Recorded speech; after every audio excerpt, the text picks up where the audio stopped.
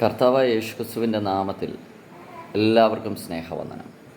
പരിശുദ്ധാത്മാവ് നൽകിയ ഒരു ദൈവശബ്ദം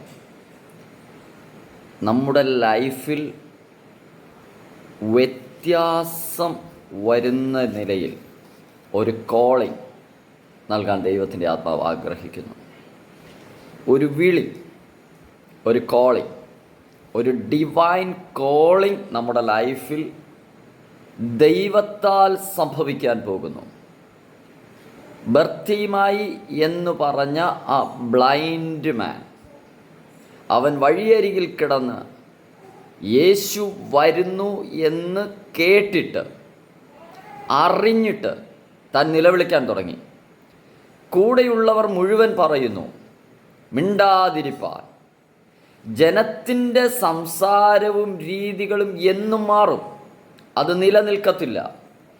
ഞാൻ ഈ സന്ദേശം കൈമാറുമ്പോൾ ചിലരോടെങ്കിലും ഞാൻ പറയുന്നു, ജനത്തിന് നമ്മളെക്കുറിച്ചുള്ള ഇമേജ് അത് മാറാൻ പോകുകയാണ്. ആരാണത് സ്വീകരിക്കുന്നത്? ജനം നമ്മളെക്കുറിച്ച് പറയുന്ന വാക്കുകൾക്ക് മാറ്റം വരാൻ തുടങ്ങുകയാണ്. ബർത്തിമായിയോട് പറഞ്ഞു, നീ മിണ്ടാതിരിക്കുക. പറഞ്ഞ അതേ ജനം തന്നെ അല്പസമയം കഴിഞ്ഞപ്പോൾ വന്ന് പറഞ്ഞു, ധൈര്യപ്പെടുക, എഴുന്നേൽക്ക്, ഗുരു നിന്നെ വിളിക്കുന്നു.